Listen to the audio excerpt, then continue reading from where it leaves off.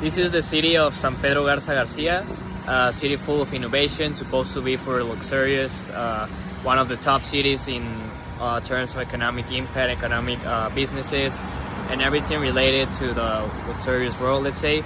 So you can see there's a lot of buildings, parks, sidewalks. So we're gonna walk into the reality of what it is to be walking around San Pedro and some of the urban aesthetics, but we're gonna analyze the good things, but also focusing on what are we missing in the there's a bigger picture right here, as you can see, the whole city, but we're gonna look at the smaller details to see what is it lacking and what can we improve. So here we're recording our walk through some of the sidewalk of San Pedro. As we can see, we have some aesthetics with the floor is really cool. If it's in squares, it looks nice. Has some trees, some green stuff. But now we're heading to one of the main concerns that I've been looking around. It kind of combines two problems, so we will be there soon. So we finally see that we're talking about 20 meters more or less, and we already start to see this kind of stuff. It's not bad to walk here. It's actually comfortable, but into the aesthetics, we see there's no longer great scening right here. Look at this tree. Look at this right here. So we're getting to our final point, of our focus point, which is the bus stops. This is where we're gonna expose a problem. Now imagine you've been walking for a while trying to get to your bus stop and you find out this. So before moving on to the next example, we can analyze. I'm trying to give an example here of how I'm being a pedestrian that just walks under the sun because there's no shade for a couple miles. And then as I'm sitting here, my butt is starting to burn up because it's really hot. I can't really place my hands here. The whole thing is full of like this brown stuff. It doesn't really look comfortable at all. And once you stay here for quite a time, it starts to kind of hurt your body. So for people that walks a lot or people that are older, this may not be the best, especially if they think they're in San Pedro and they should offer a better service. So as we head into our next example of bus stop, we start looking at some tiny details here. Start seeing all this stuff kind of rusty already. Doesn't really help to the aesthetics of the city. And as we can see, there's now not more shade right here, maybe because of the trees, but some trees are not in their best. So we start looking here, talking about the walking problem. These are pretty long walks, and if cars start coming like that one, you kind of have to run. So maybe put in a safe place right there, right in the middle. We're gonna walk right now, actually. Instead of trying to walk really fast right here, maybe put a place here where you can stop, look for cars coming, and keep walking. Right now it's pretty dangerous what I'm doing because the cars could just turn right now. But we're gonna do it. We just made it, but it was kind of dangerous and not really helping for pedestrians. And then look at this right here. Pretty good example if you're rushing, trying to get through, and then you find yourself with this hole. It's kind of messy and it may end up really bad. So we already passed that part of the walking, and then we have this pretty cool thing right here, this waterfall, and all this place right here. Pretty cool with the whole sidewalk. So we're about to get to our next bus stop. So stay tuned. So this is what I'm talking about. If you see only the bigger picture, you'll see really pretty trees, places to sit, but there's no shade right there, so it's gonna be pretty hot to sit there. But at the end of the day, the aesthetics are not that bad. Maybe these things on the floor don't look as good, but at the end of the day, it's something you can walk on. But it doesn't make sense taking into account what San Pedro represents and what they tell you they are. So we're finally here. Check this out. First of all, the grass, kind of bad, but check this. I don't know if you can notice it, so let's get into the ground level. You can't really sit here. It's not possible that a city like San Pedro is having these kind of issues. Like, it's not even that hard to put it in a line for people to actually see it, and it's not broken. And if we come back to the same problem, rustiness all over the structure, some trash right there, and Look over here. So for the first methodology, we have the context map. Here we explain what we saw in the video, but more in words and phrases.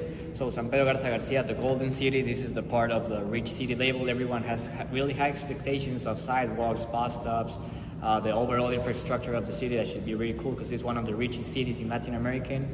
But it's not that way if you pay attention to details. That's where the wealth bubbles, ugly contrast come into place, where you can see that there's big difference between the private, more developed zones and some other zones that are not as visible as the others. So that's also where it comes the new versus old. New zones are starting to get more and more developed, while old zones are getting forgotten and not taken into account. Then we have the shiny object syndrome, where people only notice the cool stuff that they forget about, that there's also some little details that they haven't been paying attention to that may actually affect people. Maybe they're not affecting them, but they're affecting other people. So that's basically the whole idea of here, is how people that are walking suffer from this sidewalk, from this bad infrastructure that is built for them. So now for the future users of this problem we have two here, is Peter and Richard. They're both, they walk, they don't have a car. They're students, they know how to use public transport. They value love safe walking zones and decent bus stops since they use public transport. And they're both foreign in Monterrey, just that Peter is from another city and Richard is an international student in Spain, where there are walking lights actually, so he's used to another type of infrastructure and he kind of has problem with dealing with this kind of stuff of context that I mentioned.